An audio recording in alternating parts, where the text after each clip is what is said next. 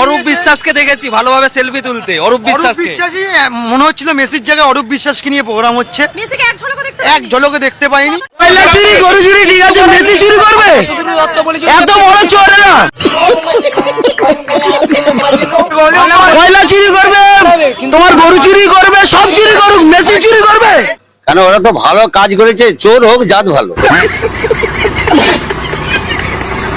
3 বছরের খাটনি আমার হয়ে গেছে। আমি 15 বছর বয়স থেকে আমি টাকা জমিয়ে দুর্গাপুজো কালী পুজো আমি স্কিপ করে আমি মেসিকে দেখতে। হ্যালো বন্ধুরা, তোমরা কেমন আছো? আশা করছি সবাই ভালো। তোমাদের ভালোবাসায় আজকে আমার প্রায় 24,000 সাবস্ক্রাইব হয়েছে। তোমাদের অনেক অনেক ধন্যবাদ। আর আজকে আবার একটা নতুন ভিডিও নিয়ে চলে আসলাম তোমাদের হাসানোর জন্য। আর বেশি দেরি না করে চলো ভিডিও স্টার্ট করা যাক। शादी है आज, शादी छोड़ के आए। 35,000 টাকা স্যালারি, 15,000 টাকা টিকিট কেটেছি খালি এই একটা দিনের জন্য। সল্টলেক স্টেডিয়ামে আজকে যে ঘটনা ঘটেছে তার সর্বতোভাবে আয়োজকদের সম্পূর্ণ ব্যবস্থাপনার গলত এবং তার ফলাফল হচ্ছে আজকের এই অনুষ্ঠান। মানে দেবাংশী যা খিস্তি খায়, এরম খিস্তি টিএমসির কোনো নেতা খায় না ভাই।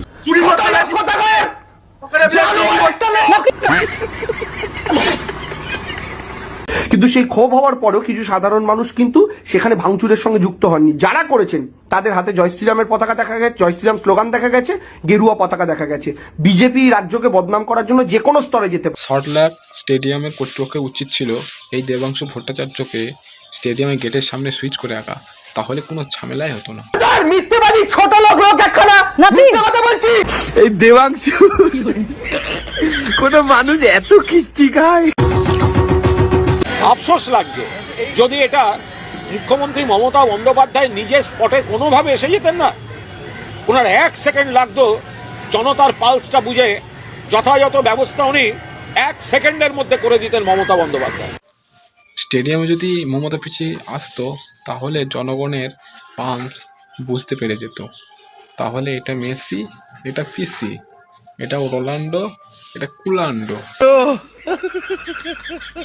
ভাই, আমাদের এই রাজ্যে মেসি 15 মিনিট এসে টিকতে পারলো না, আর আমরা 15 বছর ধরে এই রাজ্যে আছি আর জ্বালাতন সহ্য করছি।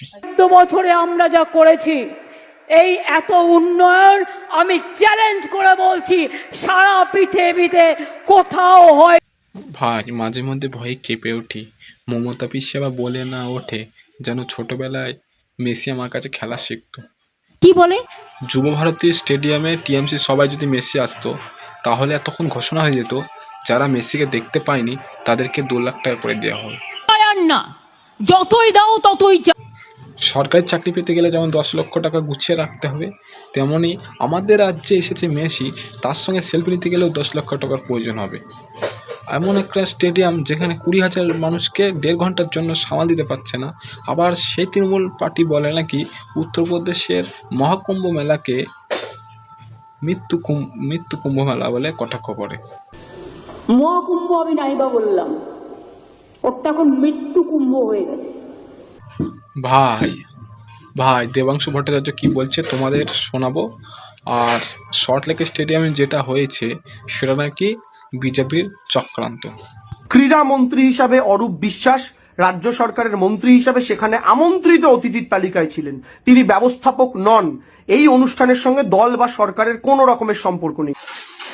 সল্টলেক স্টেডিয়ামে যে ঘটনাটা হয়েছে সেটা সরকারের কোনো পার্টির সম্পর্কে নেই, এবং এখানে দেখা যাচ্ছে যে টিএমসির বড় বড় নেতারা এখানে উপস্থিত রয়েছে। তাহলে বুঝতে পারছো ভাই কি অবস্থা।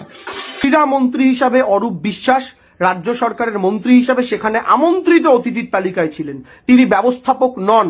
এই অনুষ্ঠানের সঙ্গে দল বা সরকারের কোনো রকমের সম্পর্ক নেই। কেন দাদা, যুব ভারতী স্টেডিয়াম আমাদের কি পশ্চিমবঙ্গের বাইরে? এত বড় একটা স্টেডিয়াম, অথচ সেখানে একটা আমাদের দেশের সেরা বিখ্যাত ফুটবল প্লেয়ার আসছে, আর অথচ সরকার জানে না। আর এই করলে আমাদের পশ্চিমবঙ্গে বাগেশ্বর সভা করতে আসলে টিএমসি পারমিশন নিতে হবে। আবার এখানে ঝামেলা গেছে সেটাও সরকার জানে না। চৌকাটা শুতে এসেছো তুমি? তিনি ব্যবস্থাপক নন। এই অনুষ্ঠানের সঙ্গে দল বা সরকারের কোনো রকমের সম্পর্ক নেই।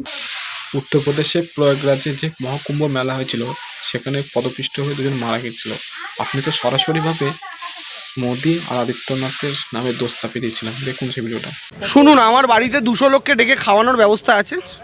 আমার বাড়িতে বয়স্ক মা বাবা আছে, আমি 2000 লোককে ইনভিটেশন কার্ড পাঠিয়েছি, তারপরে তারা আসার পর আমার বাবা মা চাপা পড়ে মরে গেছে, দায়টা আমাকে নিতে হবে। আমি আমার ক্যাপাসিটির বাইরে যদি লোক ইনভাইট করি, যদি আমি মনে করি ক্যাপাসিটির বাইরে লোক ডাকবো, ইনফ্রাস্ট্রাকচারও আমাকেই করতে হবে। তো এইটা খুন, এটা কোনো অ্যাক্সিডেন্ট নয়, এটা খুন।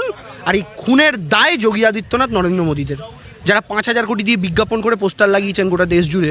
কুম্ভের দায় যোগী আর মোদির নামে দায় চেপে দিয়েছিলেন, আর গুজরাটে প্লেন অ্যাক্সিডেন্ট হয়েছিল সেটাও মোদির নামে দোষ চাপিয়ে দিয়েছিলেন। আর নিজের রাজ্যে যে এত বড় স্টেডিয়ামে একটা ঝামেলা হচ্ছে অথচ সরকারই জানে না। যারা করেছেন তাদের হাতে জয় শ্রীরামের পতাকা দেখা গেছে, জয় শ্রীরাম স্লোগান দেখা গেছে, গেরুয়া পতাকা দেখা গেছে। বিজেপি রাজ্যকে বদনাম করার জন্য যে কোনো স্তরে যেতে পারে। তো আমার এই দেবাংশু, কোনো মানুষ এত খিস্তি খায়? ভাই খিস্তি খেয়ে খেয়ে শরীরের চামড়া পুরো মোটা হয়ে গেছে, আর খিস্তি ভেতরে ঢোকে না। আরে ভাই কে বেশি খিস্তি খায় সেটা আমার জানা নাই, একটা সার্ভে করে দেখা উচিত। কুণাল ঘোষ খায় না বেশি দেবাংশু ভট্টাচার্য খায়? তোমরাই কমেন্টে জানাও কে বেশি খায়। সল্টলেকের স্টেডিয়ামে যে ঝামেলাটা হয়েছে, সেই ঝামেলায় যদি আমাদের মাননীয় মুখ্যমন্ত্রী যদি আসতেন তাহলে বুঝতে পারতেন আমাদের জনগণের পালস। এটা আমি বলছি না, এটা বলছি কুণাল। দেখুন ভিডিওটা। আফসোস লাগছে যদি এটা মুখ্যমন্ত্রী মমতা বন্দ্যোপাধ্যায় নিজের স্পটে কোনোভাবে এসে যেতেন না, ওনার 1 সেকেন্ড লাগতো জনতার পালসটা বুঝে যথাযথ ব্যবস্থা উনি 1 সেকেন্ডের মধ্যে করে দিতেন মমতা। কলকাতা আসলো, স্টেডিয়ামে ঢুকলো, ঝামেলা হলো, তা কিন্তু নয় ভাই। এই ঝামেলার জন্য সারা বিশ্বে আমাদের এই কলকাতা রাজ্যে পুরো বদনাম হয়ে গেল।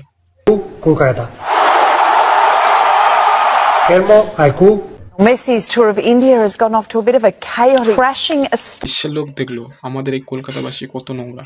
সবাই নয়, কিছু কিছু লোকের জন্য আমাদের পুরো দেশে, আমাদের পুরো রাজ্যটা দেশে বদনাম হয়ে গেল।